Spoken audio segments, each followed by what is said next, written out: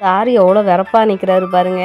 வாரம் நம்ம சந்தைக்கு கூப்பிடும் போதெல்லாம் இப்படி தான். அதுவும் இப்போலாம் ஒரு வாரம் விட்டு ஒரு வாரம் தான் சந்தைக்கே கூட்டிகிட்டு போகிறாரு. கூப்பிடும் போதெல்லாம் இப்படி தான் கொஞ்சம் உரப்பா நிற்பார். ஏன்னா அது அவருக்கான நேரம் இல்லையா.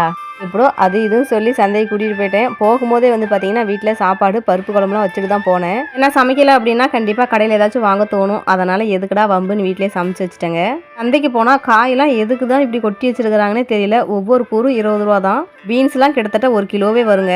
பெரிய மலைக்கு பக்கத்தில் சின்ன ஒரு கல் நம்ம கண்ணுக்கு தெரிஞ்ச மாதிரி இவ்வளோ பெரிய பீன்ஸ் கூறுக்கு பக்கத்தில் இந்த குட்டி குட்டி மாங்காய் தான் என் கண்ணுக்கு தெரிஞ்சிச்சு. அந்த குட்டி குட்டி மாங்காய் பார்த்தோன்னே நம்ம ஸ்கூல் படிக்கும் போது ஸ்கூலுக்கு முன்னாடி கட்டில் கடை போட்டு விற்பாங்க இல்லைங்களா, அந்த மாங்காய் தான் எனக்கு ஞாபகம் வந்துச்சு.